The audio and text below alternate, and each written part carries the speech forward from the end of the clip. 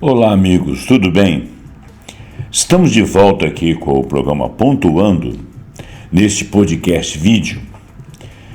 E hoje nós temos um assunto muito interessante, eu diria um assunto até que nos preocupa muito e já nos preocupa já há alguns anos, mas a gente está muito próximo, talvez sim, talvez não, de um conflito global. Talvez sim, talvez não. Não sei se ele seria quente e imediato ou se ele seria global, mas inicialmente seria frio e teria fases mais quentes. Bom, eu vou ler aqui a reportagem, é uma matéria, mais uma vez, do portal Outras Palavras. O cronista aqui é chamado Wolfgang Streeck. O Wolfgang, ele pode ser austríaco, ele pode ser alemão. A tradução é de Glauco Faria. Ele foi inicialmente produzido como matéria de um portal chamado El Salto, republicado aqui no Outras Palavras e reproduzido aqui por mim no programa Pontuando aqui no meu canal. Desculpa. Ele é um texto um pouco longo e ele tem alguns dizeres em latim e algumas coisas eu não vou lembrar exatamente dos significados, mas o máximo que eu conseguir eu vou falar. Aquilo que você não conseguir entender, você pode depois tentar traduzir aí através do próprio Google. Eu vou ler o título, que é o seguinte: o que nos separa de um novo conflito global. Então esse é o título. O portal Outras Palavras, tá? Ele foi escrito no dia 6 de junho de 2024, quinta-feira, né? E o articulista, o Wolfgang Streeck, escreve-se S-T-R-E-E-S-A-K. Como é alemão, eu imagino que seja Streeck, que se fala. Ele tá situado no Crise Civilizatória dentro do portal Outras Palavras.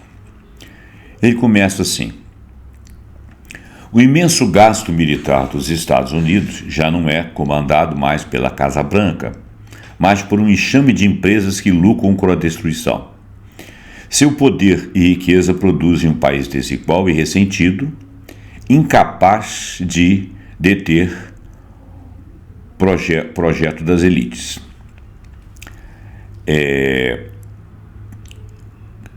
O tópico 1, que é um subtítulo desse texto que foi traduzido por Glauco Faria, desculpa se eu não falei. O primeiro título aqui, número 1, Guerras em geral. As guerras não são sobre matar e morrer. Isso as torna questões emocionantes, beirando o metafísico. Quando se trata de combate no terreno, não existem guerras tecnocráticas limpas, justas, travadas no campo de batalha, como uma convenção de Haia sobre guerras terrestres imediatamente em mãos. Se é preciso escolher entre cometer um crime ou morrer, os soldados não pensam muito nisso, né? Eles estariam muito na frente de uma urgência. Também não conseguem parar de odiar aqueles que querem a sua morte, o que torna mais fácil a eles matar seus inimigos, primeiro por precaução. Afinal de contas, estão defendendo a própria vida. As famílias em casa os perdoarão. É melhor que morra o inimigo do que o seu filho, ou seu marido, ou seu pai. Soldados serem acusados por crimes de guerra pelo seu país é algo muito raro. A condenação é ainda mais rara, uma vez que a moralidade é mais importante na guerra do que a moral. As guerras alimentam a si próprias. As guerras produzem sempre novas razões para continuar, incluindo crimes de guerra inevitavelmente cometidos ou atribuídos ao inimigo e o ódio que geram, bem como interesses em conflitos. Porque o acontecimento de uma guerra é incerto. O campo de batalha é uma fonte estocástica, que significa algo associado à estatística. Há sempre a esperança ou o medo de que a sorte mude. Ser irracional pode, nesse sentido, ser uma escolha melhor que racional, ou melhor, ser irracional pode ser uma escolha racional diante da racionalidade do momento, que atitude tomar. Às vezes, uma atitude que pode parecer irracional ou até ser irracional seria a mais racional possível diante daquele fato em si, se você eleger o contexto. A fortuna e a virtude, como em Maquiavel, tornam-se indistinguíveis. Os marechais de campos podem ser demitidos por falha de fortuna. O resultado nunca é certo. As partes derrotadas têm um incentivo para lutar até o último homem, até a última bala. O inimigo pode estar à nossa porta, mas do nosso lado do portão pode haver um Wanderwaffe, que deve ser Wanderwaffe. Arma milagrosa significa essa palavra, quando quase pronta para ser utilizada. Muito bem. A propaganda é tão importante para o sucesso de uma guerra como o armamento e, portanto, absorve investimentos financeiros e políticos igualmente extensos. E isso aí nos leva àquela frase que a primeira coisa que é abatida numa guerra é a verdade. Porque muitas informações que você tem, você não sabe se elas são fiéis à realidade. E tem muito tráfico de informação e de desinformação. E tem muita propaganda. As guerras muitas vezes duram mais tempo do que se espera. As guerras são iniciadas na esperança de que as crianças estejam em casa no Natal. Depois demora um pouco mais, até a ofensiva da primavera seguinte e assim por diante. À medida que uma guerra se arrasta, o seu objetivo original é esquecido ou até mesmo enriquecido, ou quem sabe obscurecido por uma série de objetivos adicionais, alguns relacionados com o custo da própria guerra, o desejo da vingança ou o desejo de restaurar, entre aspas, a justiça, punindo o inimigo pelos seus crimes, confundindo o campo de batalha com um tribunal, e outros que são atirados para o famoso caixote do lixo da tomada de decisões políticas. Agora que já estamos em guerra, não podemos também fazer X ou Y. Por exemplo, mostrar à União Soviética o que uma bomba nuclear pode fazer para além de derrotar o Japão, né? Quanto maior for o número de objetivos, maior será o tempo necessário para os alcançar em número suficiente para poder suspender o derramamento de sangue. Além disso, lembre-se de Heráclito. A guerra é o pai de todas as coisas, onde as coisas podem incluir uma nova indústria de armamento construída em tempo recorde pelo inimigo. Também, as guerras podem ser pais de muitas coisas, mudanças tecnológicas, mudanças de geografia, mudanças de hábitos, alguns avanços. Isso seriam coisas, em alguns momentos, benéficas e em outros momentos não. Quando a guerra inclui um crescimento da indústria do armamento ou uma sofisticação do armamento, eu não acho que seja um benefício. Mas quando essa tecnologia faz com que a gente supere algumas etapas da convivência humana aqui no planeta, ou até do conforto humano no planeta, isso aí seria benéfico. Eu só não acho necessário, isso é pensamento meu, estou falando fora da leitura aqui, eu só não acho necessário que a gente venha descobrir avanços tecnológicos por intermédio das guerras. A gente poderia usar a nossa vontade de criação e se sentir desafiado pela natureza. Por outro lado, algumas dessas evoluções tecnológicas, evoluções de meios de convivência, não são necessariamente uma melhora na moral e na ética humana. Eu acho que a guerra deveria servir para nós estabelecermos a paz. Nós tivemos guerras no final do século XVIII, tivemos decorrentes delas a Primeira Guerra Mundial, quase que logo depois da Segunda Guerra Mundial. Parece que a primeira não acabou e, portanto, entramos num ritmo quente na Segunda Guerra. E da Segunda Guerra para cá, sempre se prenunciou que haveria um novo conflito global. Por quê? Parece que nós não resolvemos os nossos problemas humanos, nossos problemas de dominação, problemas do pensamento único, do pensamento mainstream, das disputas ideológicas. Então eu acho que as guerras até agora não serviram ainda para estabelecer a paz, né? Mas vamos em frente. As guerras são alimentadas pelo ódio e pelo medo. Isso é uma verdade. Alguns políticos sabem exatamente onde é que está o ódio ou insuflá-lo, ou o medo, ou insuflá-lo. E isso sempre obedece a interesse de terceiros. Isso são palavras minhas. Vamos voltar ao texto aqui. Uma vez iniciadas as guerras, ou uma vez iniciados o ódio ou o medo, impostos pela necessidade de matar e morrer em grande escala, o ódio e o medo tornam-se meios indispensáveis de destruição. Isso é sempre teleguiado, né? A sua geração e o cultivo é o trabalho de propaganda, um termo que entrou pela primeira vez na política na Revolução Francesa. A propaganda é tão importante para o sucesso de uma guerra como o armamento. Por isso, absorve um investimento igualmente grande, financeiro e político. O seu principal instrumento é a demonização do inimigo, de preferência estilizando-o como um único indivíduo diabólico. Por exemplo, o Kaiser, o Stalin, o Hitler, Saddam Hussein, o Putin, etc. Né? A gente poderia eleger aqui vários indivíduos sobre o qual se joga toda a sorte de impropérios e toda uma personalidade maligna que estaria distribuída sobre o povo sobre o exército que esse líder comanda. Claro que eu não vou entrar aqui em questões falando do Kaiser, falando do Stalin, do Hitler, Saddam Hussein, do Putin. Eu não vou falar individualmente, porque claro que esses indivíduos, eles representam realmente, pelo menos o Hitler e o próprio Saddam Hussein, representam realmente, ao que se sabe, figuras que foram uma desgraça para a humanidade, né? O Saddam Hussein, apesar dele ter sido péssimo lá no país dele, ele foi usado como bode expiatório. E o Stalin, há quem discuta a sua biografia e diga que ele não foi tão terrível quanto se disse, mas eu não tenho certeza e não vou falar sobre isso. O Putin ainda está sob análise porque ele ainda é uma pessoa que está atuando, atribuem-se a ele muitas mortes, inclusive por envenenamento, não sei até que ponto é verdade.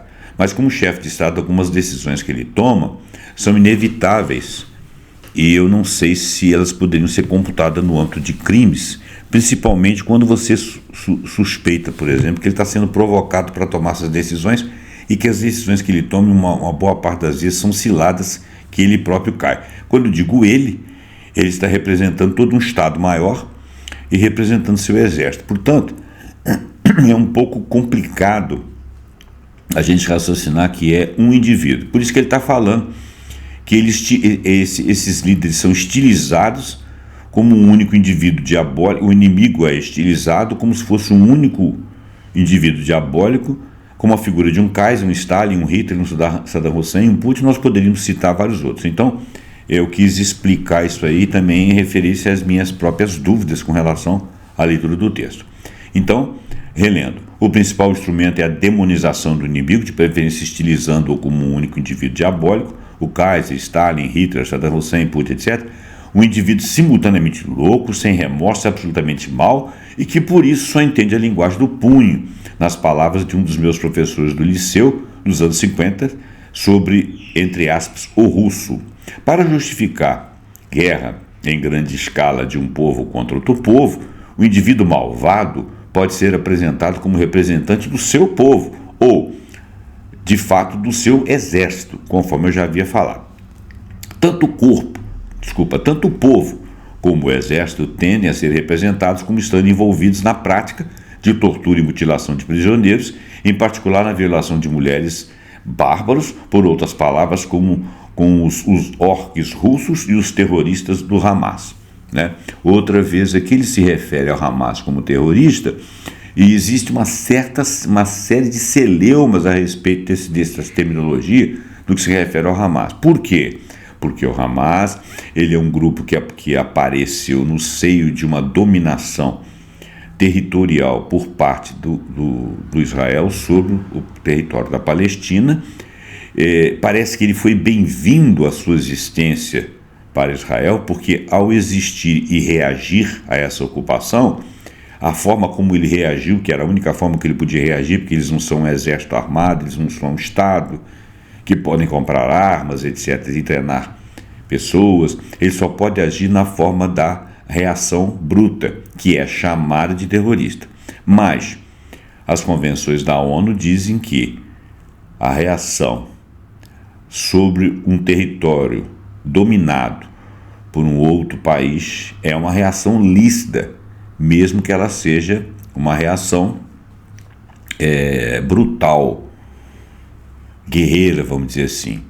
Mas ela é tratada ainda no mundo como terrorismo.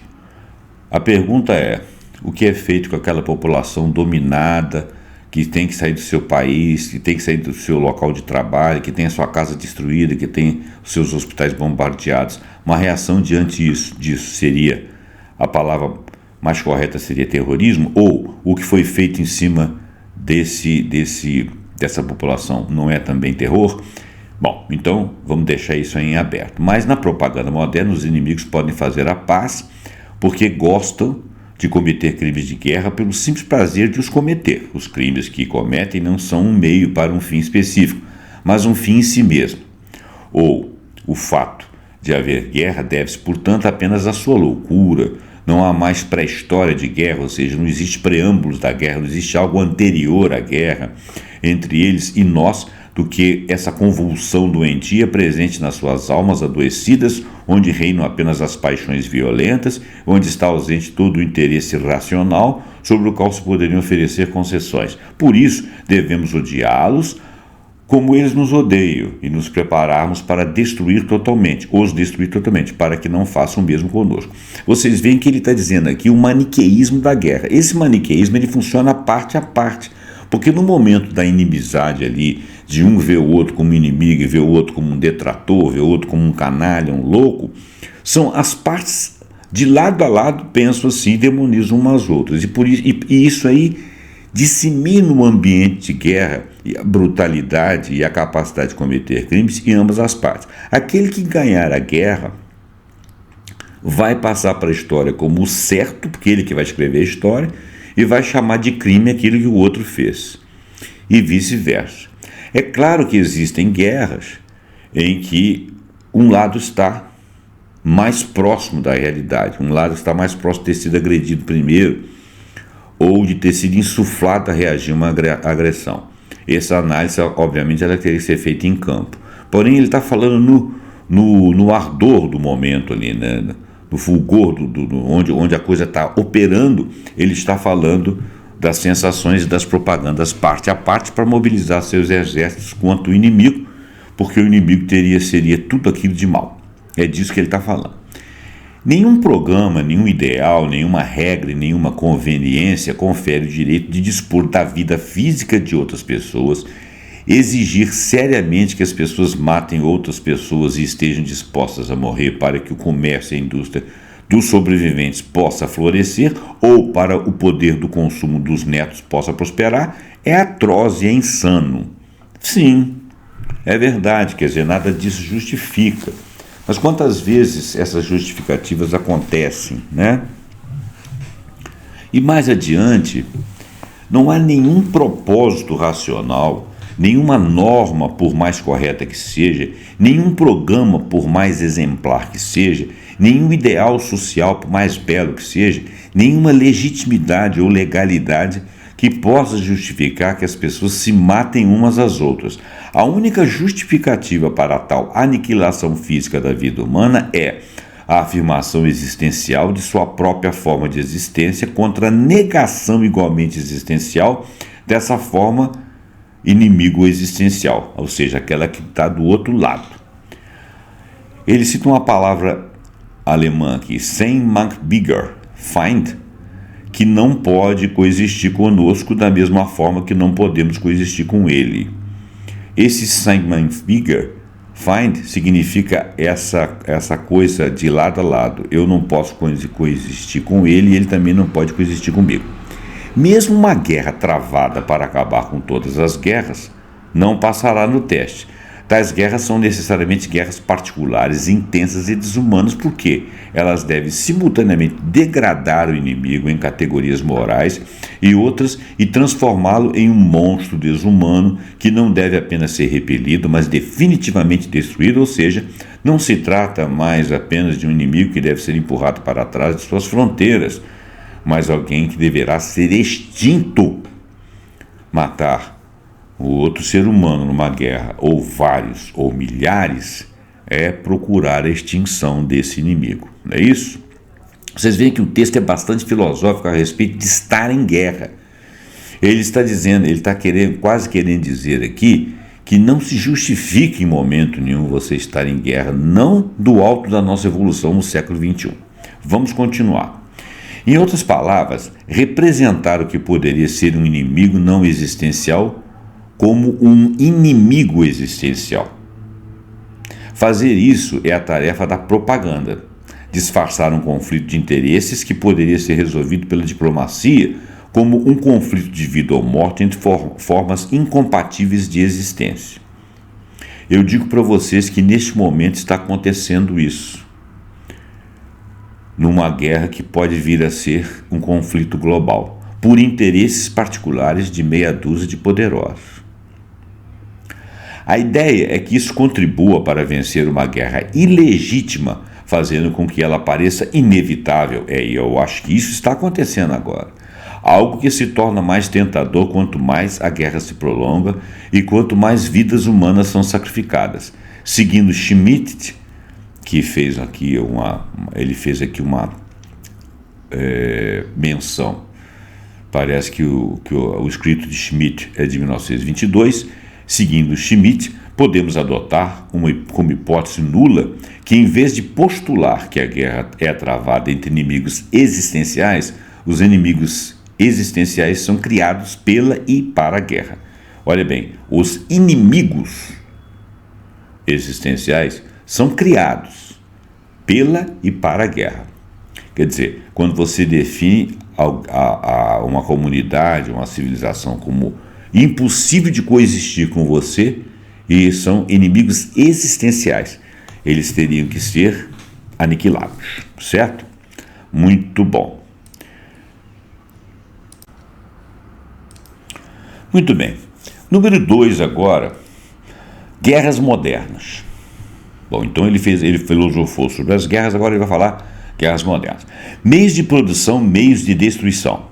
Foi Friedrich Engels, livre da presença intimidadora do seu amigo após a morte de Marx, em 1883, quem começou a expandir a história materialista da sociedade capitalista para incluir o desenvolvimento dos meios não só de produção, mas também de destruição.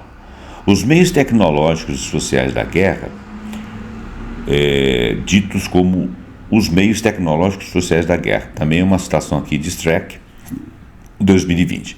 Engels nunca renunciou explicitamente à doutrina marxista anterior de que a força militar de um país é uma função de sua própria força industrial. Com o tempo, porém, a ligação entre ambas as forças parecia ter se tornado menos estreita, na sua opinião, brincando ocasionalmente com a ideia de que talvez a direção da causalidade pudesse ser invertida em certos casos, passando da tecnologia militar para a tecnologia militar civil. Nos últimos anos de sua vida, Engels continuou a compilar informações detalhadas sobre as armas de todos os estados europeus até a última espingarda. Engels atribuiu a sua modernização sem fim a uma dinâmica específica evidente nas corridas armamentistas da época entre as potências europeias, impulsionadas pelo progresso tecnológico, como aconteceu na Primeira Guerra Moderna, a Guerra Civil Americana, que Marx e Engels acompanharam de perto, porque eram contemporâneos delas, né? As corridas armamentistas, que obrigavam os países a alcançar continuamente os outros para não serem deixados para trás, foram consideradas por Engels como uma causa próxima da guerra por direito próprio, tornando a distinção clássica entre agressão e guerra praticamente obsoleta. Em 1887, menos de 3 décadas antes de 1914, que seria o início da Primeira Guerra Mundial, Engels previu uma guerra mundial, previu a tal guerra, iminente, de uma dimensão nova e até então desconhecida. Por quê? Porque ele estava vendo a corrida armamentista entre esses países. Poxa, ninguém faz uma corrida, ninguém produz, cria indústria de arma e começa a fabricar arma, e um fabrica, o outro fabrica melhor, e um fabrica melhor, se eles uma hora não forem chegar em guerras. E por que eles fariam isso? Para poder defender interesses parte a parte. Que interesses seriam esses? Interesses econômicos, interesses de dominação, seja ideológica, seja comercial, a maior parte das vezes é ligada às finanças, né? 8 a 10 milhões de soldados vão se confrontar entre si no processo, deixarão a Europa mais nua do que um enxame de gafanhotos. Isso são palavras do Engels, quase que prestidigitando. As depredações da Guerra dos 30 Anos comprimiram-se em 3 ou 4 anos e espalharam-se por todo o continente. A fome, as doenças, a queda universal da barbárie, tanto dos exércitos como dos povos, como consequência da miséria aguda, o deslocamento irremediável de nosso sistema artificial de comércio, indústria e crédito, que terminará na falência universal. O colapso dos velhos estados e da sua sabedoria política convencional, ao ponto de as coroas rolarem para as valas às dúzias e ninguém está por perto para as recolher. A absoluta impossibilidade de prever como tudo terminará e quem sairá vitorioso da batalha. Esta é a perspectiva para o momento em que o desenvolvimento sistemático da competição mútua em armas atinge o seu clímax e finalmente produz os seus frutos inevitáveis. Ele estava dizendo que ninguém fabrica arma se não for para se enfrentar lá na frente ou para não haver uma guerra. Hoje em dia, quando não há uma guerra, aqueles que vão ganhar com a guerra, com a indústria de armas, fabricam-na, né? Civis pacem para bellum.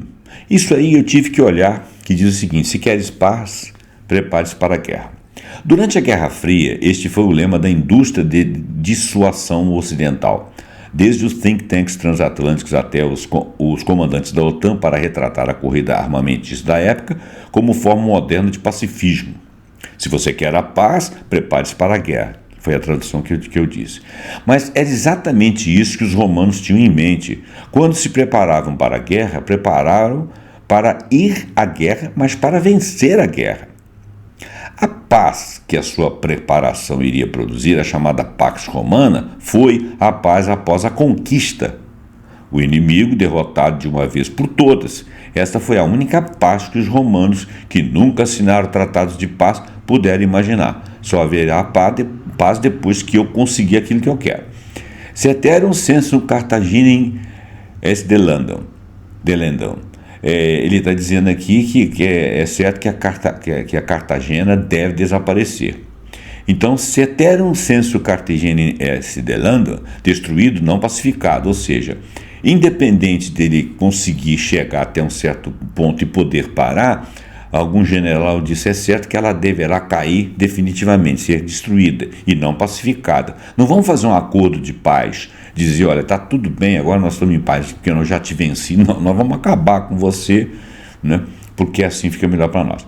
Uma vez que Friedrich Engels compreendeu a lógica da Eigendynamik, que é a dinâmica endógena das corridas armamentistas em sociedades industrialmente inovadoras, o lema pacifista deve ser civis pacem para pacem, ou seja, se queres guerra,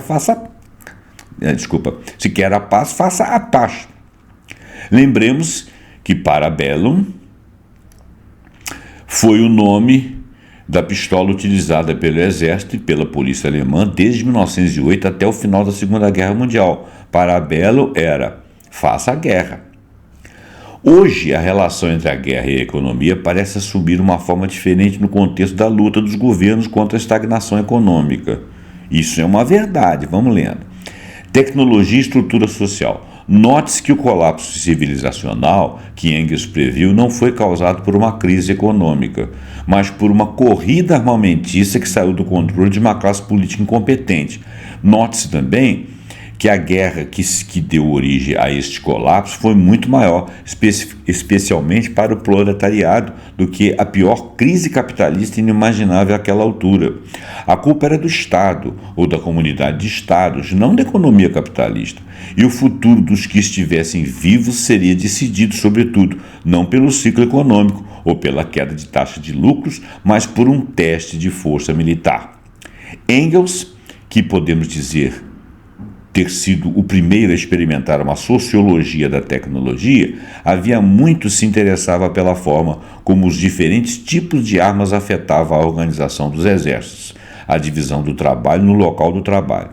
Ele também parecia perceber que a perspectiva de morrer no campo de batalha ou nas mãos de um exército invasor tinha que ser mais ameaçadora para a classe trabalhadora do que ficar empobrecida por uma recessão econômica, de modo que os trabalhadores eram mais propensos a unir-se em torno de seus estados e economias políticas nacionais do que em torno de seus partidos revolucionários internacionalistas. Ou seja, eles teriam uma tendência a defender o seu país e o seu estado muito mais do que defender a sua classe como trabalhadores chão de fábrica em prol da sua sobrevivência. A sobrevivência física do estado e de toda a nação parecia mais importante que eles, para eles. O que Engels, que morreu em 1895, não viu para ver, mas que talvez esperasse, foi que a prosperidade monopolista do Estado moderno sobre os modernos meios de destruição poria finalmente fim aos projetos sindicalistas de organização política das sociedades industriais após 1918. Não teve ele a oportunidade de observar que depois de 1945, o mundo foi dividido em dois blocos mantidos unidos pelos respectivos países imperiais, armados com bombas nucleares, então a última máquina de matar moderna. De certa forma, isso projetou no cenário internacional a divisão da classe capitalista. Um bloco proletário comunista na sua autopercepção, por um lado, e um bloco burguês capitalista, por outro, o primeiro dos quais às vezes se referia a um alto-volta, hoje Burkina Faso, equipado com ogivas nucleares, nome usado para ilustrar graficamente a dissociação entre capacidade industrial e militar. No momento presente, olhando para o futuro, não sabemos como o rápido desenvolvimento das armas químicas e biológicas, cuidadosamente escondidas da opinião pública, mas progredindo em bom ritmo, a colocação de satélites armados no espaço sideral e a introdução generalizada da inteligência artificial nos arsenais militares dos estados atuais, e qual o impacto que tudo isso terá no campo de batalha, nas ordens nacionais e na própria ordem internacional. Por exemplo, na já duvidosa distinção no direito internacional entre agressão e defesa. Realmente, nós estamos jogando a guerra para o espaço, produzindo todo tipo de arma, e não sabemos mais, a guerra nem necessariamente não se dá em um campo de batalha, mas o impacto do campo atingido na ordem nacional e também na ordem internacional nós não conseguimos mais aferir, não temos essa visão. E já não temos mais uma distinção entre direito internacional, entre agressão e defesa. Quem está sendo agredido, né? No caso, por exemplo, da Ucrânia, a Ucrânia foi a intermediária provocativa em mais de 8 anos de um litígio com a Rússia. E a Rússia poderia não ter reagido e partido para cima da Ucrânia. Mas ela tentou minimamente 2 acordos diplomáticos, Minsk I e Minsk II, que foram jogados no lixo, e na iminência de que a Ucrânia passasse a ser um estado da OTAN, principalmente por causa do combate em Donbass, onde havia populações em mais de 80% de população de russos e que reclamavam a defesa russa a seu favor, esse etnocídio que estaria acontecendo ali a partir da Ucrânia, incentivado pelas potências estrangeiras para provocar a nação russa, fez com que eles caminhassem. Talvez se eles tivessem postergado ad infinitum essa invasão, que por sinal não é uma coisa legal, porque eles acabaram que destruíram uma boa parte da Ucrânia e mataram muitas pessoas e também morreram, mas mantiveram a tendência da guerra continuar. Então, que momento a gente poderia dizer quem está se defendendo e quem está agredindo, né? Se a agressão vinda da instalação da OTAN na Ucrânia, se a gente olhar assim, fosse algo que pudesse se expandir para a Rússia, desmembrar a Rússia e causar um prejuízo qualquer à Rússia, seria legítimo que ela, antes de ser atacada, se defendesse atacando. Agora, por outro lado, isoladamente, se ela parte para dentro da Ucrânia e lá tem uma guerra e morre gente, morre mais ucranianos e ficam mutilados e acaba uma geração inteira, isso também é uma agressão. Como é que o direito internacional se posiciona nesse momento se nós próprios temos dificuldade de, dentro no palco dos acontecimentos, sabendo tudo que aconteceu, de defender uma parte ou outra, se nós próprios temos dificuldade de dizer, a Rússia teria que reagir, mas por outro lado essa reação morreu pessoas, qual seria a solução? Como é que o direito analisaria isso? Eu estou entendendo o texto assim.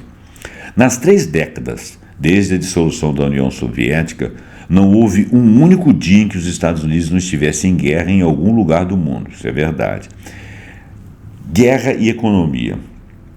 As guerras enriquecem os produtores de armas, e é por isso que eles gostam das guerras, e claro, dos seus preparativos. O aumento dos gastos em armas também pode ajudar a acabar com a estagnação econômica. Veja-se, por exemplo, o resgate do New Deal com o programa de emprego face à iminente Segunda Guerra Mundial.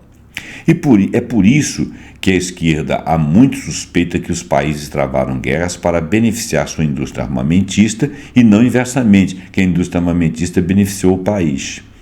Porque os consumidores, os eleitores, os nacionais acabaram pagando por armas para promover guerras que eles não tinham qualquer relação de ganho com aquilo, apenas a indústria tinha. Hoje a relação entre a guerra e a economia parece assumir uma forma diferente no contexto da luta dos governos contra a estagnação econômica. O campo de batalha contemporâneo parece ser o campo de teste mais exigente para a digitalização avançada, como é o caso, por exemplo, da inteligência artificial. Além disso, os produtores de inteligência artificial utilizados na guerra podem garantir aos clientes civis que os seus sistemas funcionaram nas circunstâncias mais extremas. Você já está vendendo em outro produto, né? Da mesma forma, os governos consideram mais fácil convencer os contribuintes, né, da necessidade de subsidiar algumas das maiores e mais lucrativas empresas do planeta por uma questão de segurança nacional e não de política industrial, quando na realidade era uma política industrial e não era segurança nacional, porque essa guerra de repente não era necessária, apesar de estar se fabricando armas. Por que não era necessária? Porque eles não estavam sendo atacados. A maior parte por exemplo, na América do Norte, a maior parte das coisas que eles falam de segurança nacional, eles estão tão distantes do palco, dos lugares onde tem as guerras efetivamente, onde eles vendem arma, que isso aí não teria nada a ver com a segurança nacional deles. Recordemos a origem da internet no orçamento militar dos Estados Unidos da América e, na verdade, do setor de tecnologia de informação da Silicon Valley. Com o financiamento público, a inteligência artificial pode ser testada na guerra e, depois de melhorada, migrar para a economia mais ampla para talvez reiniciar um crescimento econômico vigoroso. Quer dizer, eles estão provocando a guerra para criar urgências de crescimento da indústria. Mas isso beneficia meia dúzia de pessoas.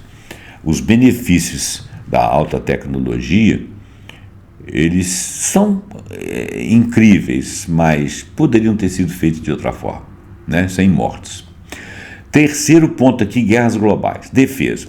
Os Estados Unidos da América ocupam um continente inteiro, da Califórnia à ilha de Nova York, com tudo que se possa desejar.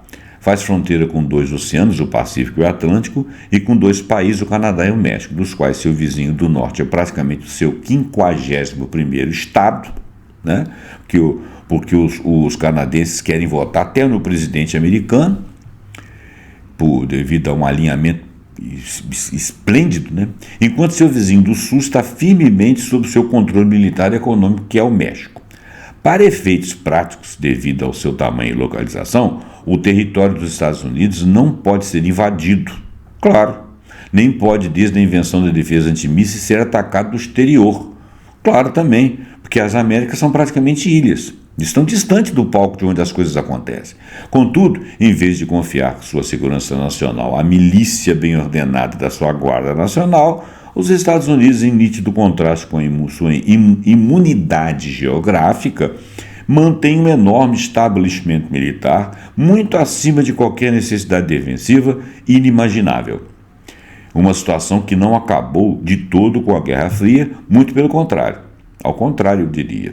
embora durante a década de 1990 os Estados Unidos tenham conseguido receber um dividendo da paz, uma vez que os seus gastos militares diminuíram 26% na década da Guerra ao Terror, que durou de 2000 a 2010, aumentaram nada menos que 80%, atingindo uma magnitude 1,5 vezes superior ao máximo alcançado na Guerra Fria.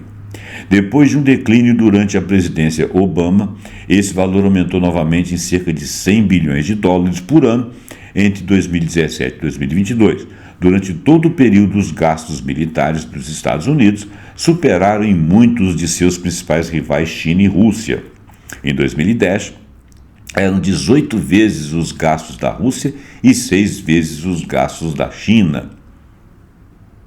Em uma corrida armamentista global, ambas as proporções caíram de 10 para 2,7, respectivamente. Quer dizer, os outros começaram a se proteger, né? Defesas avançadas, proteger suas economias. Defesa avançada. A defesa dos Estados Unidos, mesmo que esteja localizada em uma ilha fortaleza invulnerável do tamanho de um continente que se chama América do Norte, exige aos olhos dos americanos medidas que se estendem muito além da pátria americana, o que a torna cara. Nas 3 décadas desde a dissolução da União Soviética, não houve um único dia em que os Estados Unidos não estivessem em guerra em algum lugar do mundo. Para isso, eles mantêm cerca de 750 bases militares no exterior, com aproximadamente 80 dos 200 Estados-membros das Nações Unidas. Até a China tem uma base em Djibouti. A Rússia tem 8. Desculpa, eu li errado. Em 200 estados das Nações Unidas. Ele está dizendo que a China tem uma base em Djibouti e a Rússia tem 9, 8 em países vizinhos e uma na Síria. O que os Estados Unidos defendem não é a sua pátria, mas a sua pretensão de ser o principal mantenedor da paz do mundo. Eu coloco isso aí entre muitas aspas em várias interrogações. Mantenedor da paz do mundo, o cacete. Eles não são mantenedores do domínio sobre o mundo. Por isso é fábrica de armas. Onde eles pensam estar a segurança deles é continuar no domínio, mostrando-se forte o suficiente para definir o que deve ser paz, como ela deve ser imposta, por quem, sendo o orçamento de defesa dos Estados Unidos essencialmente o programa neoconservador Next American Century, expresso em dólares.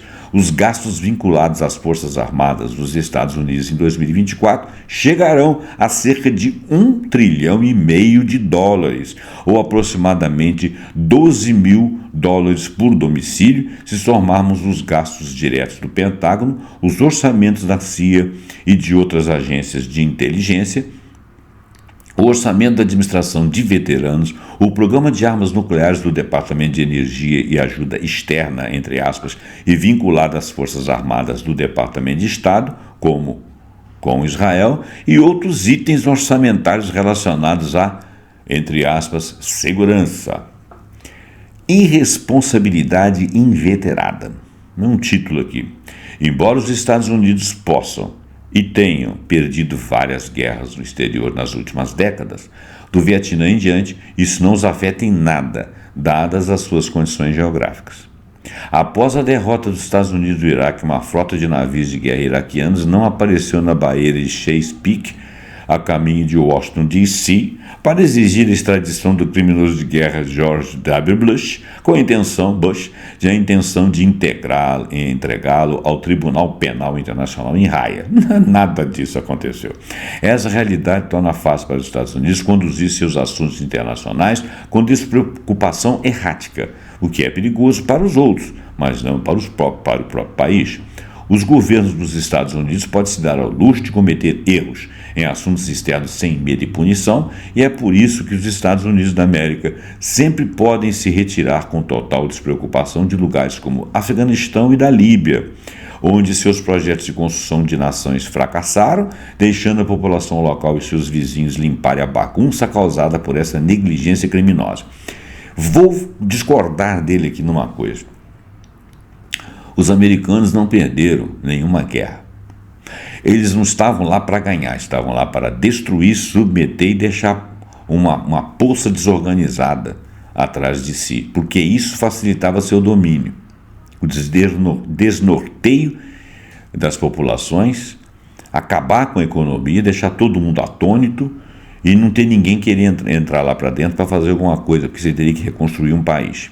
O caso do Afeganistão, por exemplo. O Afeganistão ficou na idade da pedra, o que para eles é ótimo. Eles gastaram trilhões e trilhões e não venceram guerra. Que guerra? Queria acabar com fulano, beltrano, ciclano e botar um país democrático, com a democracia moderna. Eles nunca tiveram essa pretensão. Eles não queriam que o país ficasse forte. Mesma coisa o Iraque. Eles queriam que o Iraque estava bem organizado, estava lá com a sua cidadela, por mais que Saddam Hussein fosse um canalha escambau, mas estava tudo funcionando. Hoje em dia, se chegar lá, tem uma opção de tribo, destruíram tudo, destruíram universidades, acabaram com a classe média, metade do país está lá de dentro, quer dizer, o que ficou lá? Terra arrasada. Mas o que tem lá que interessa tanto? Petróleo. E o exército deles não está lá dentro.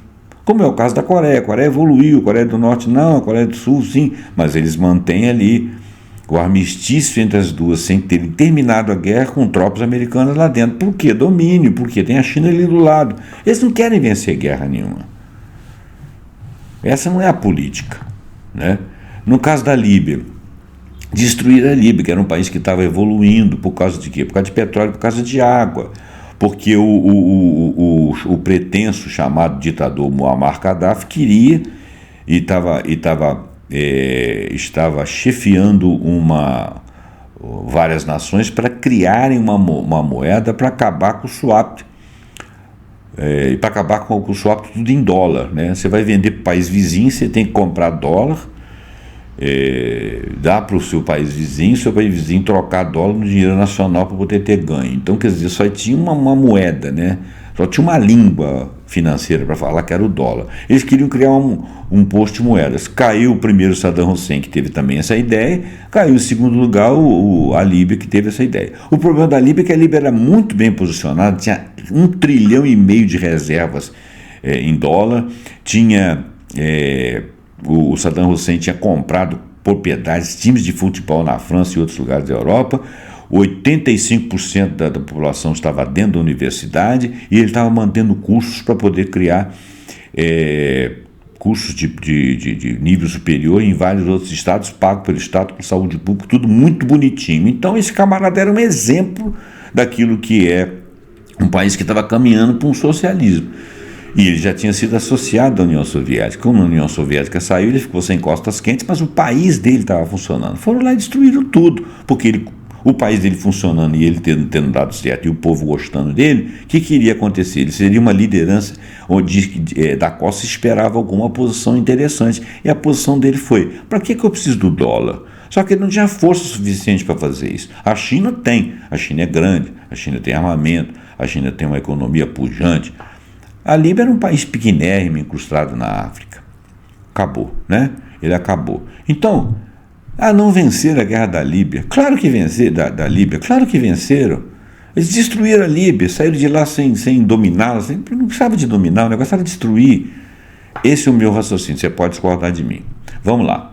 Dado o enorme aparato militar e de inteligência dos Estados Unidos, tão em desacordo com a sua invulnerabilidade efetiva, pode ser um erro buscar muita coerência e racionalidade na política de segurança nacional dos Estados Unidos. Na verdade, haveria boas razões para conceber a formulação da política externa dos Estados Unidos não como uma estratégia abrangente e coerente desenvolvida na Casa Branca, mas como um mercado político competitivo em torno do qual prolifera uma infinidade de pessoas empreendedoras envolvidas em tarefas de planejamento, desde os vários braços das Forças Armadas até os serviços secretos, por meio de uma infinidade de instituições de pesquisa e empresas ligadas a lobbies, desenvolvendo simultaneamente projetos de intervenção no exterior, para os quais buscam permissão do estabelecimento político e que, se obtidos, permitem que eles tenham acesso a recursos de financiamento, obtenham prestígio público e ganhem experiência em campo de batalha. Esses projetos podem fazer pouco sentido do ponto de vista do interesse nacional dos Estados Unidos da América, mas fazem muito sentido do ponto de vista do crescimento organizacional dessas organizações e instituições dentro do competitivo mercado de segurança e guerra do setor de defesa militar dos Estados Unidos. Número de mortos, mais um subtítulo. As guerras dos Estados Unidos massacram em vez de batalhas, o que é ainda mais verdadeiro para as guerras israelenses. Eu vou ler de novo que eu li errado. As guerras dos Estados Unidos são massacres em vez de batalhas. o que é ainda mais verdadeiro para guerras israelenses. Nas 2 décadas da Guerra do Vietnã, olha o que eu falei, que eles não vão lá para ganhar a guerra, vão lá para destruir. Nas 2 décadas da Guerra do Vietnã, 1955 e 1975, os Estados Unidos perderam 58.220 soldados, incluindo os que morreram no Vietnã em decorrência de acidentes não relacionados a combates, um número aproximadamente semelhante ao número de mortes anuais causados por acidentes de trânsito nos próprios Estados Unidos da época. As baixas vietnamistas foram estimadas em 1,8 e 3,3 milhões, tanto militares quanto civis. A contagem exata não está disponível devido à maneira como a carnificina ocorreu. Foi um massacre, principalmente pelo ar, por meio de bombardeios. Isso equivale a uma proporção de mortes entre 30 e 57 para cada soldado americano morto. Posteriormente, a proporção melhorou ainda mais. Na Guerra do Golfo, em 1991, 383 soldados americanos e 59.500 iraquianos foram mortos, uma proporção de 1 para 138. Durante os 20 anos de guerra do Afeganistão, 2.354 militares americanos perderam suas vidas. Para aproximadamente 99 mil combatentes afegãos, uma proporção de 1 para 45, que mais do que dobrou na invasão do Iraque por George Bush, quando 4.839 americanos morreram para 460 mil iraquianos, uma proporção de 1 para 94 mortos. Na Síria, houve uma melhora ainda maior, com uma proporção de 1 para 805, 103 americanos morreram e 91 mil sírios mortos. Os israelenses não se saíram tão bem nos 23 dias de Operação Chumbo Fundido de 2008 e 2009, que resultou em 6 soldados da Força de Defesa de Israel, 1 para 391 palestinos mortos, a maioria em Gaza, em uma proporção de 1 para 231 mortos, só em Gaza. Na atual Guerra de Gaza, 28 de março de 2024, 32.490 habitantes de Gaza foram mortos, com 251 soldados israelenses mortos em uma proporção de 1 para 129, a maioria mulheres e crianças. Eu ainda incluiria velhos. O que é um terrorista? Desculpa, eu estou lendo errado. O que é um terrorista foi estabelecido no direito internacional pelos Estados Unidos à luz da sua guerra ao terror, após os ataques 11 de setembro de 2001. Ele está dizendo assim, o que é um terrorista, definir a partir disso. O poder internacional mascara o declínio nacional. Eu acho que é disso que as guerras estão falando. O fato de os Estados Unidos continuarem sendo, de longe, a nação militarmente mais poderosa do mundo faz com que seja um modelo para outros países, mesmo que sua sociedade esteja em um processo de rápido declínio, e isso está acontecendo. O poder externo e a miséria interna andam de mãos dadas há algum tempo e não há nenhuma indicação de que isso não continuará. Mesmo a derrota dos Estados Unidos no Iraque, no Afeganistão, na Síria e em outros lugares não diminuiu o apelo romântico de sua capacidade ilimitada de matar, a glamour em poder infligir morte aos outros à vontade. O poder superior também permite a cooptação transfronteiriça de correspondentes em outras sociedades. As tropas estrangeiras podem, por exemplo, por meio da OTAN, ter acesso a treinamentos e equipamentos, que é um brinquedo para meninos, incluindo recentemente meninas agora, que seus próprios países jamais poderiam fornecer. Quer dizer, o nacional lá da Finlândia, lá que entrou para a OTAN, agora vai ter acesso a esses brinquedinhos bélicos de crianças, Crianças grandes, soldados. Além disso, a familiaridade com as estruturas de comando e as práticas de inteligência dos Estados Unidos leva a oportunidades de carreira no país, no próprio país, onde tem uma OTAN, por exemplo, e no exterior, que de outra forma estariam fora do seu alcance. Soldados profissionais fora dos Estados Unidos, provavelmente até mesmo em países como Rússia ou Irã, veem sua tecnologia militar com admiração e inveja. O mesmo acontece em setores como ciência e modelos de negócio, especialmente em bancos, esportes e entretenimento. O fato de as famílias norte-americanas terem um endividamento recorde, o fato de a renda e a riqueza dos Estados Unidos serem distribuídas de forma mais desigual do que em qualquer outro país desenvolvido do mundo, o fato de a mortalidade infantil ser dramaticamente alta e a expectativa de vida ser dramaticamente mais baixa, embora os gastos com saúde per capita sejam os mais altos do que em qualquer outro lugar do mundo, mas a medicina lá não é pública, que os cidadãos dos Estados Unidos estão armados até os dentes, com o número de tiroteios em massa tendo aumentado de forma tão explosiva nos últimos anos, bem como o número de mortes por overdose, 107 mil em 2021, 2,5 vezes mais do que em qualquer outra parte do planeta. O número de mortes por overdose, 107 mil em 2021, 2,5 vezes mais do que qualquer outra parte do mundo, e assim por diante, não parece ter a menor importância para o estabelecimento dos Estados Unidos. O soft power global dos Estados Unidos flui do hard power global dos Estados Unidos. Né? O soft power flui do hard power. Guerra contra os bárbaros. Quarto, guerra assimétrica. Quando em 2007 Israel fechou a faixa de Gaza, onde vive mais de 2 milhões de pessoas, e deixou fora as chaves, deixando a ordem social nas mãos do Hamas e o abastecimento alimentar na mão da agência UNRWA, que é UNRWA, embora, nas suas próprias palavras, fosse limitado a aparar a grama, de vez em quando deveríamos pensar que isso teria sido o fim do assunto, deixando os habitantes de Gaza cozinharem no seu próprio suco para sempre. Na verdade, a prisão ao ar livre em Gaza, assim denominada por David Cameron, tornou-se provavelmente o lugar mais bem guardado do mundo, com as telecomunicações locais, internet e telefone, todas nas mãos de Israel. E, claro, sem qualquer direito legal à privacidade. Consideremos a carta enviada a 12 de setembro de 2014 ao primeiro-ministro de Israel por 43 oficiais e soldados da unidade de elite, 8.200 do serviço secreto, anunciando a sua recusa em continuar a servir. A população palestina sob regime militar está completamente exposta a espionagem e violência.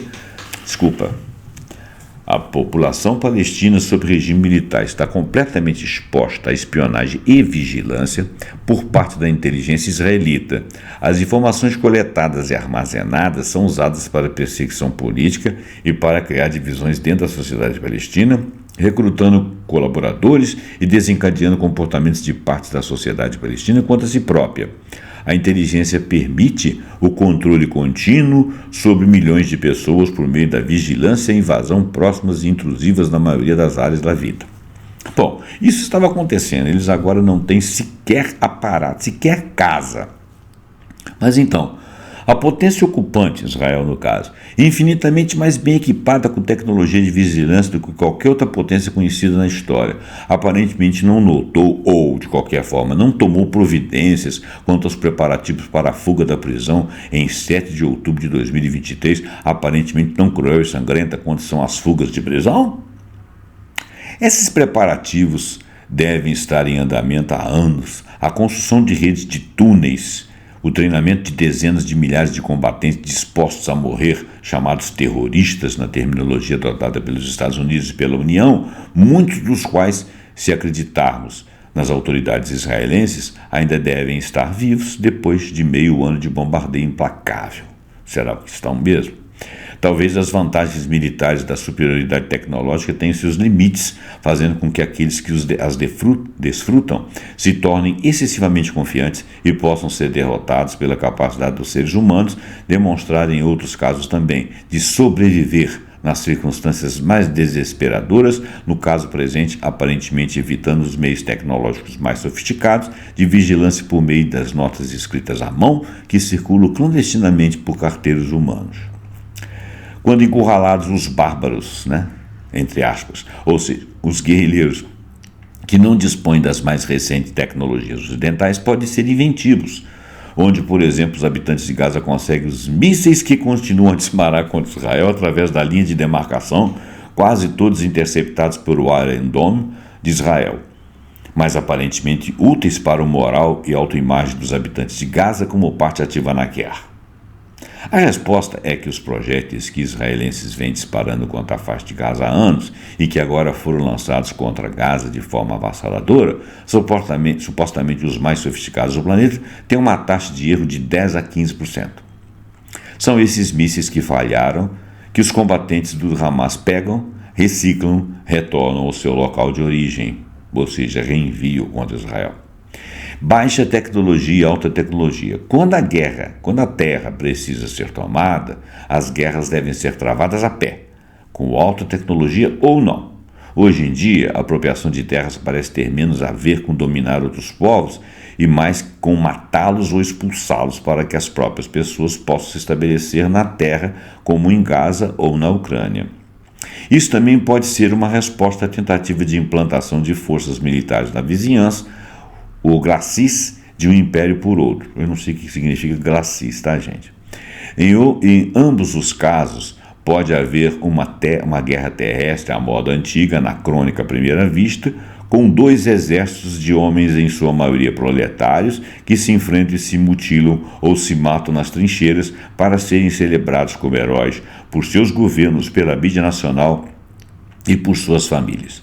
Mesmo quando a luta é ostensivamente corpo a corpo, a alta tecnologia pode estar funcionando melhor do que a baixa tecnologia, como atestam as taxas de mortalidade. Assim, Israel parece estar usando a tecnologia de reconhecimento facial em larga escala para compilar uma longa lista de várias dezenas de milhares de combatentes do Hamas que seriam alvos de assassinato. Também está em uso um sistema de mira baseado em inteligência artificial chamado The Gospel, que é o Evangelho, que identifica alvos para os ataques de bombardeio muito mais rápido do que as equipes humanas de mira e de antigamente. De acordo com um consultor do exército israelense citado em reportagens publicadas na imprensa em dezembro de 2023, um grupo de 20 oficiais poderia produzir de 50 a 100 alvos em 300 dias. Em comparação, o Gospel, o tal Evangelho e seus sistemas de inteligência artificial associados podem sugerir cerca de 200 alvos em 10 a 12 dias, uma taxa de pelo menos 50 vezes mais rápida. O The Guardian informou em 1º de dezembro de 2023 que na guerra de 11 dias de Israel contra o Hamas, em maio de 2021, o Gospel, o Evangelho, gerou 100 alvos por dia. Citando um oficial militar israelense, a notícia indicava que, para medir essa proporção, basta lembrar que no passado produzíamos 50 alvos em Gaza por ano. Quer dizer, aumentou muito. O The Guardian continuou: de acordo com os números divulgados pelas forças de Israel, em novembro de 2013, Israel atingiu 15 mil alvos em Gaza durante os 35 primeiros dias de guerra, um número consideravelmente maior do que em operações militares anteriores no território costeiro densamente povoado. Comparativamente, na guerra de 2014, que durou 51 dias, o IDF, as Forças de Defesa, atacou entre 5 e 6 mil alvos. Olhando para as imagens da destruição causada em Gaza pelos bombardeios israelenses, é de se perguntar se a tecnologia avançada de mira era mesmo necessária, já que simplesmente bombardear tudo, quer se movesse ou não, teria feito o trabalho da mesma forma. Porque se você só simplesmente se arrebentasse tudo lá, teria feito o mesmo trabalho. Então por que você tem que ter tanta especialidade, especificidade em alvo, se você não quer matar o alvo, se você quer apenas destruir? É o que ele está falando aqui. Civilizado versus terrorista. Outro título. Se tivermos um número suficiente de F-16, F-16 avião, um caça, Israel tem 224, mais 39 F-35, que também é um caça, ainda mais avançado. Somos um país civilizado que exerce, quando necessário, o seu direito de autodefesa contra o terrorismo. Tudo isso entre aspas. Se o outro não tem nada, e você que está mandando o F-16 e o F-35 lá para dentro, você é um povo lá de civis, que tem apenas meia dúzia de gente do Hamas, que quer acabar com você porque você está lá dentro, E nós somos um país civilizado e eles são a barbárie. Como é que isso é autodefesa? Como é que aquilo é terrorismo?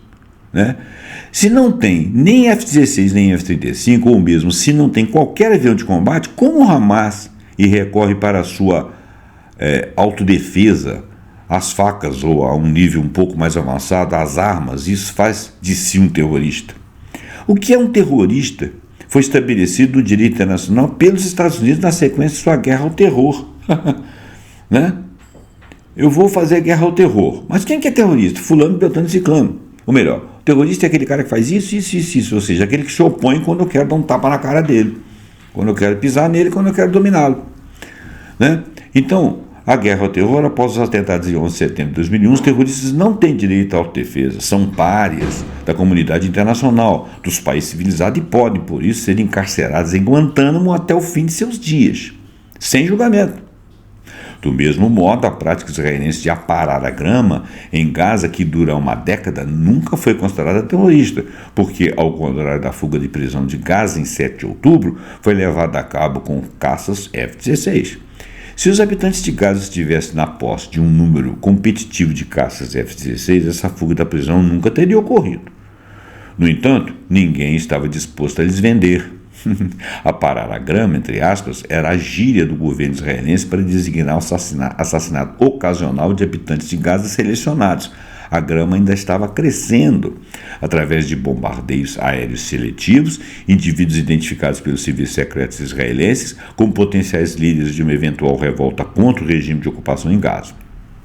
Esse regime, que em 7 de outubro já estava em vigor há 16 anos, tinha entregue a faixa de Gaza ao Hamas e à UNRWA, que é aquela associação que eu falei, UNWRA, permitindo que a organização islâmica assumisse o controle da vida e da ordem social, a fim de manter a Fatah à margem, ou seja, longe, e assim tornar impossível a solução de 2 estados. Não há memória de ninguém no Ocidente ter referido a este regime como terrorista, incivilizado ou bárbaro, né? Mortes pós-heróicas. Desde a Guerra do Vietnã, os Estados Unidos vêm trabalhando arduamente para desenvolver táticas e tecnologias de campo de batalha que minimizem o risco de que seus soldados voltassem para casa em sacos de cadáveres. As perdas americanas no Vietnã tinham sido minúsculas em comparação à Segunda Guerra Mundial e Guerra da Coreia, devido à forte dependência de exércitos fantoches locais pagos e equipados pelos Estados Unidos.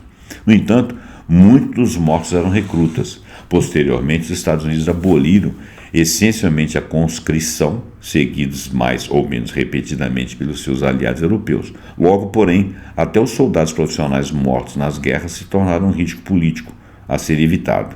Na era da microeletrônica, o meio escolhido para o fazer foi a nova tecnologia. Em alguns casos, um dos benefícios foi o fato de sua utilização ter ajudado a minimizar os danos colaterais, permitindo a seleção de inimigos para serem mortos de forma personalizada, embora isto nem sempre tenha funcionado, como aconteceu quando os drones de Obama mataram não só o líder tribal afegão, que era o alvo, mas também a sua festa de casamento.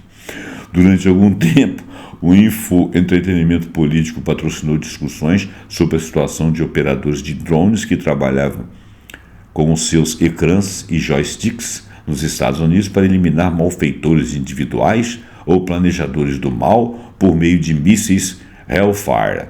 E não estou brincando, disparados de um drone e que atingiam seus alvos do nada. Descobriu-se mesmo que esse tipo de assassinato à distância não deixava os assassinos indiferentes, pelo contrário, foi necessário oferecer-lhes assistência psicológica.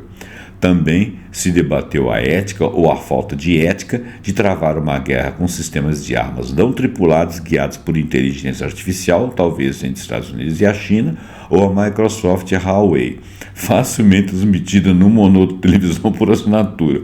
Mas esse cenário era irrealista desde o início, e não apenas quando o objetivo é o controle territorial ou a apropriação das terras, como em Israel ou na Palestina. Atualmente, é comum que apenas um dos lados disponha de tecnologia avançada, como é o caso dos israelenses em Gaza. Com a sua ajuda, as forças de defesa de Israel podem matar indiscriminadamente, mas também discriminadoramente, quantas pessoas entenderem, dezenas de milhares se tanto, sem perder mais do que um pequeno punhado das suas tropas majoritariamente conscritas, segundo o governo israelense, não só o melhor exército do mundo, mas também o dos mais éticos. Hitler em toda parte.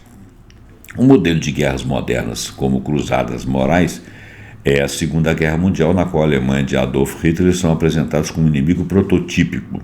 Isso serve para demonstrar que buscar a paz sem erradicar o mal é apaziguamento, que uma guerra adequada deve terminar não só com um acordo de paz, mas com a rendição incondicional da parte maligna, que nenhuma iniciativa tomada contra a parte maligna pode constituir um crime de guerra, pois atende às necessidades imperativas de acabar com um desastre que de outra forma seria interminável, que nenhum sacrifício de vida humana em nenhum dos lados da frente é grande demais para a vitória final, que a paz com um império maligno é fundamentalmente corrupta, que morrer na guerra por seu país, se for o país certo, é heróico, ao contrário de morrer pelo país errado, que é vergonhoso e até criminoso. Além disso, a origem da guerra está sempre no inimigo, independente de quem saca primeiro. Qualquer ação contra o inimigo maligno é justificada, ao passo que nenhuma ação desse inimigo pode ser. Mas, embora no caso de Hitler e da Alemanha isso possa não ter sido o caso, embora de qualquer forma não estivesse entre os vários objetivos da guerra dos aliados evitar ou acabar com o Holocausto, eles nem sabiam dele propriamente, hoje a grade conceitual extraída disso se aplicaria a todas as guerras modernas em geral. Quem é o inimigo mais perigoso dos Estados Unidos? Escolha você mesmo de acordo com a época: Saddam Hussein, o Talibã, Hugo Chávez, Bashar al-Assad, ISIS, Al-Qaeda, Gaddafi, Vladimir Putin, Hamas, todos desempenham o papel dos Hitlers na propaganda dos Estados Unidos. E pode acrescentar, isso ele não está falando, ele não está dizendo que o Hitler não era ruim, que não era errado. Ele está dizendo apenas que colocaram o rótulo desse grande estigma nessas pessoas, ou organizações. E pode-se acrescentar, dobrando a dose, na propaganda da Guerra Verde Alemã, maniqueísmo por toda a parte: o fim do mundo, o fim da democracia, da civilização no mundo, a luta contra o autoritarismo, prestes a assumir o controle, a menos que seja impedida por nossos meninos, impedida por meninos e meninas alemãs, lutando contra o espectro de meninas alemãs de 2 gerações atrás, lutando contra o mal e etc. Hoje, a memória estilizada de um Hitler substitui as lembranças frescas da guerra onipresente após a conclusão da Segunda Guerra Mundial, cuja lição parece ser a de que o direito internacional e a diplomacia também devem garantir a paz e que devem fazê-lo precisamente entre estados com ordens internas diferentes e objetivos externos conflitantes, que os custos da guerra, como os 60, 80 milhões de mortes causadas nos 6 anos da Segunda Guerra Mundial via de regra, superem seus benefícios, e que é melhor deixar a mudança de um regime em um Estado desonesto, George W. Bush, ele que disse, para seus cidadãos do que para os exércitos estrangeiros, que mudem seus cidadãos, não eu vou lá mudar, o que na realidade era uma grande desculpa para você chegar lá e dominar. É claro que é isso. Demonização de posições anti-Israel. Para o Estado de Israel, uma maneira eficaz de demonizar ou dar existência a um inimigo é atribuir sua inimizade ao antissemitismo. Desde o Holocausto, o conceito de antissemitismo tem sido inseparavelmente associado ao desejo maligno de matar pessoas apenas porque são judias, porque pertencem a uma coletividade sem um Estado, que não tem direito de existir, porque é intrinsecamente má. Isso aí foi a pecha dos judeus durante a história, eu estou dizendo. Dada a memória do antissemitismo alemão do Terceiro Reich, pode-se hoje atribuir legitimamente ao antissemitismo uma qualidade demoníaca além do ódio normal entre inimigos normais, o que, é claro, já é ruim o suficiente. A ação hostil contra as instituições ligadas ao Estado de Israel pode, então, mas é claro que não precisa, ser legítima apenas na medida em que houver outros motivos que o impulsionarem além do antissemitismo. O resultado é que, se a propaganda israelense conseguisse definir a hostilidade anti-israelense não antissemita como antissemita, então o Estado de Israel não poderia fazer nada de errado para se defender.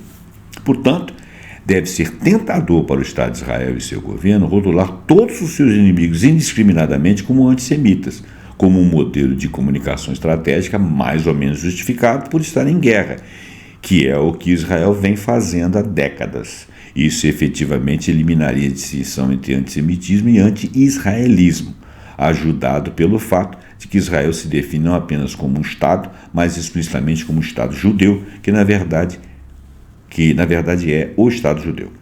Quando Judith Butler sugeriu que o ataque de Hamas a Israel no dia 7 de outubro poderia ter sido até um ato normal de guerra, tão mortal e sujo quanto a guerra normal em particular, uma tentativa provavelmente desesperada de acabar com o confinamento imposto pelo Estado de Israel, 16 anos antes da população de Gaza, Foi um ato secular de resistência contra uma potência ocupante, em vez de um ato demoníaco de massacrar judeus por serem judeus. Foi demonizada pelos que odeiam o Hamas como uma pessoa que odeia judeus, em vez de simplesmente um oponente da política israelense, que era o que ela estava fazendo. Ela não estava amando o Hamas, nem estava sendo anti-judia ou antissemita. Ela estava dizendo que aquele era um Estado ocupado e que uma reação era previsível. Ninguém além deles, é claro, o que está na mente daqueles que romperam a cerca israelense para sequestrar, torturar e matar.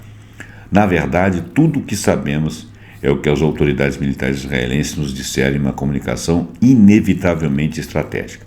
Superficialmente, o que é tudo o que podemos ver nesse momento, não parece necessário, no entanto, atribuir o ataque a outra coisa senão um desejo humano trivial de pôr fim a uma prisão coletiva ao longo e aparentemente de longo prazo e aparentemente indefinida, imposta pela violação de qualquer lei internacional aplicável.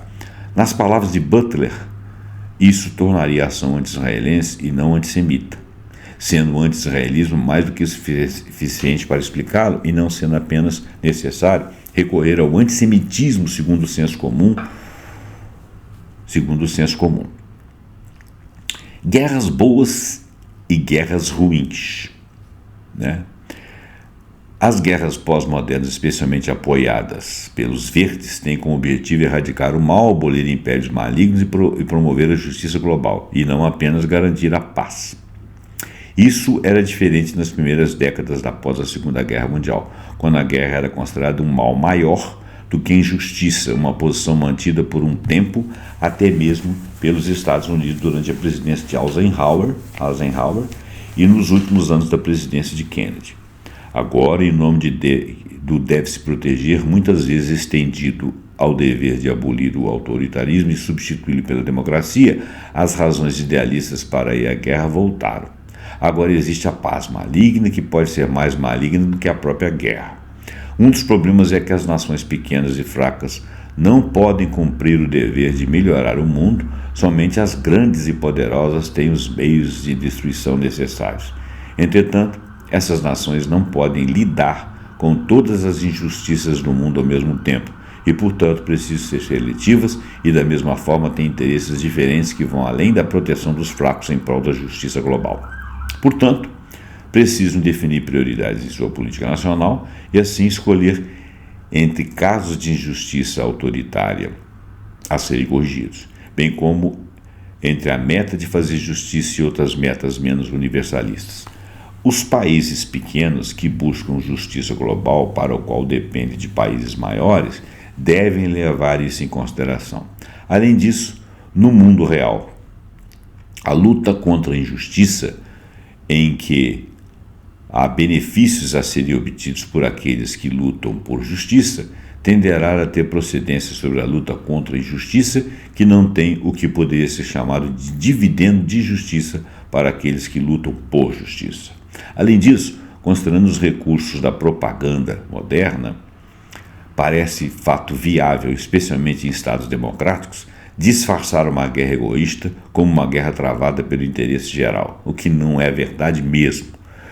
Como já observamos, à medida que as guerras progridem, elas inevitavelmente se tornam carregadas de novos propósitos adicionais que podem se sobrepor aos originais ou, em geral, servem para reformular a guerra, refletindo as mudanças de circunstâncias e os acontecimentos inesperados. Aliás, as guerras estão sendo infinitas, né? As guerras, repito, têm vida própria, o que pode deixá-las fora de controle.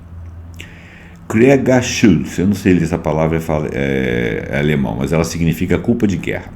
A propaganda de guerra moderna consiste em atribuir a responsabilidade por uma guerra em andamento exclusivamente ao inimigo.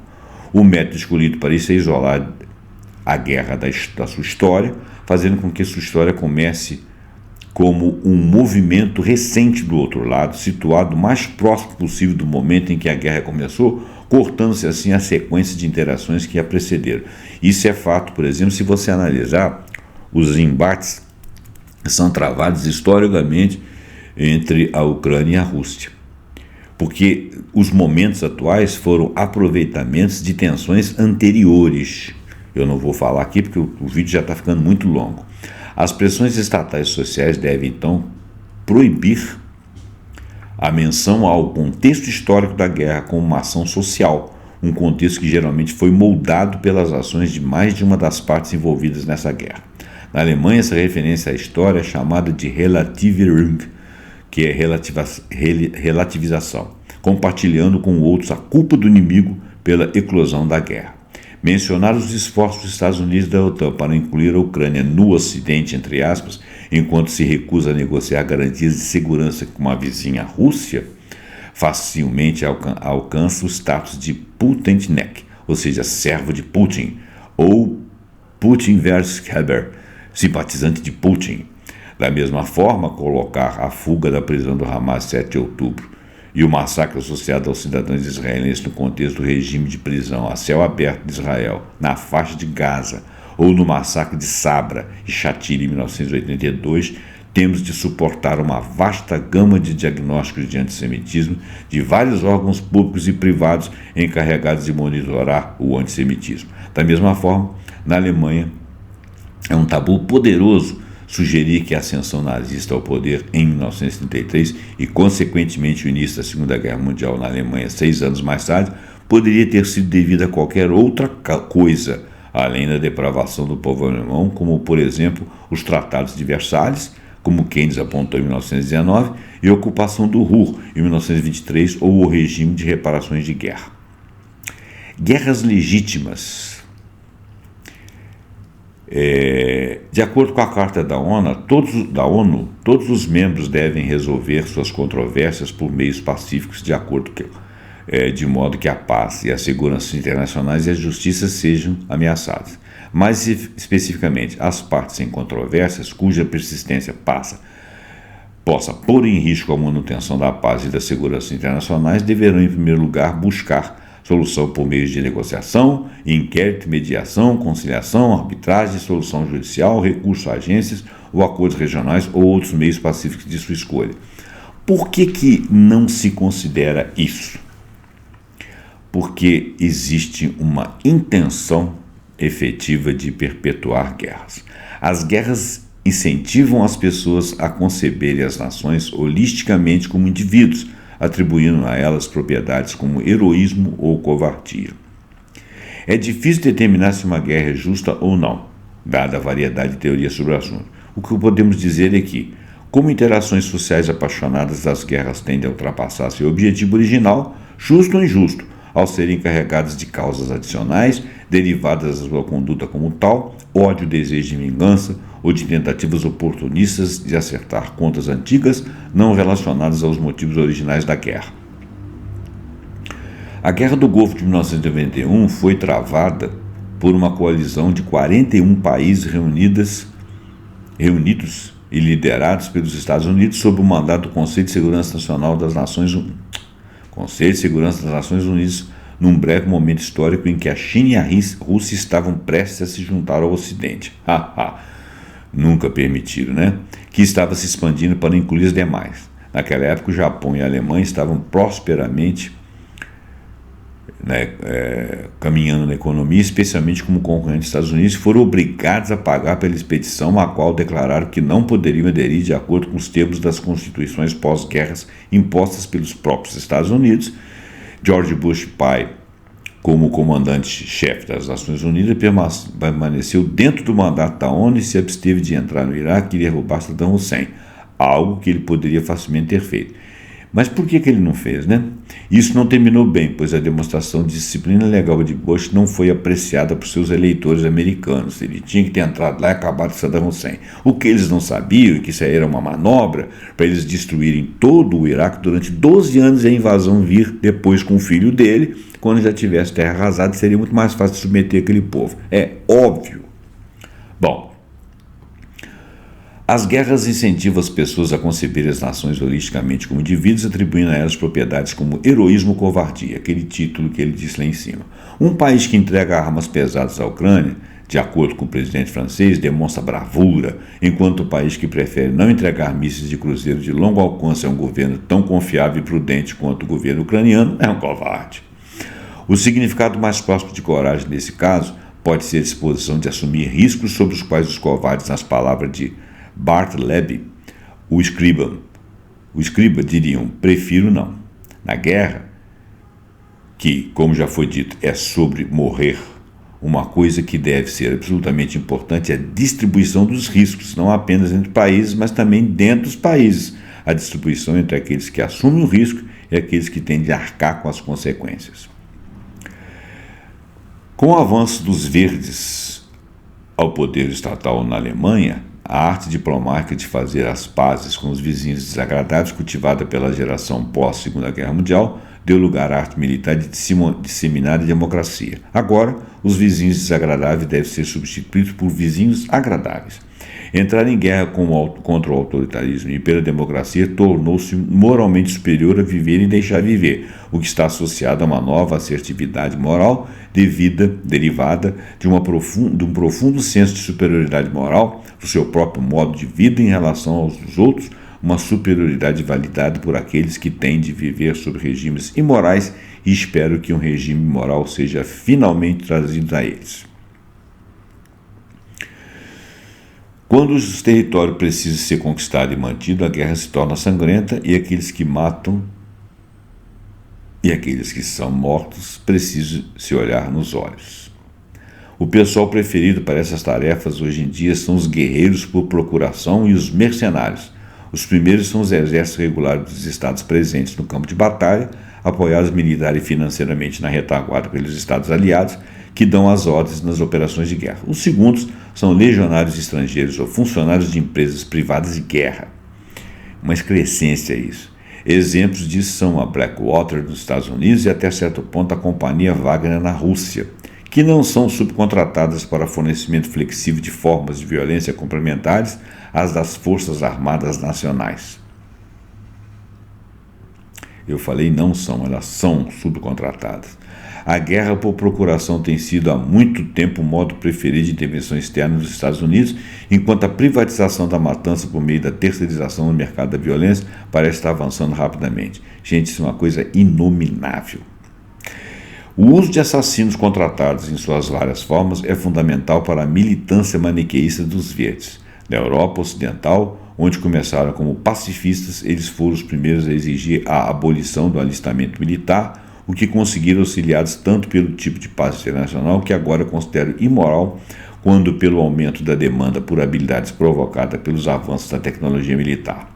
Derrotar Putin, ou seja, mandá-lo para a raia para ser julgado por sua guerra de agressão, é uma obrigação moral para os verdes alemães. O trabalho sujo, no entanto, é deixado para os outros, em especial os ucranianos, que estão morrendo.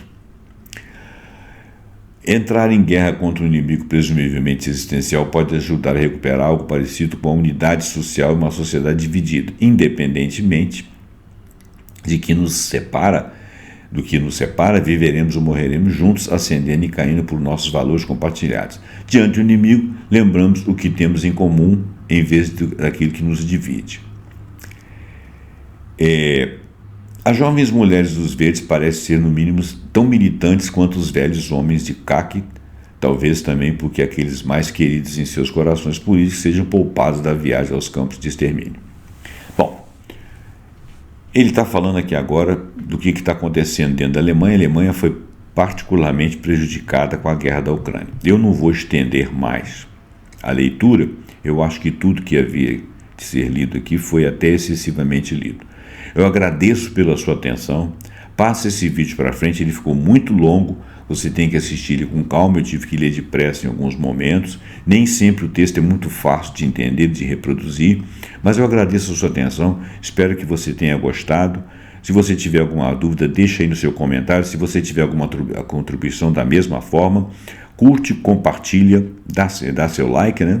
Curte e até o próximo programa, pontuando com algum assunto que nós acharmos muito interessante. Muito obrigado e até lá.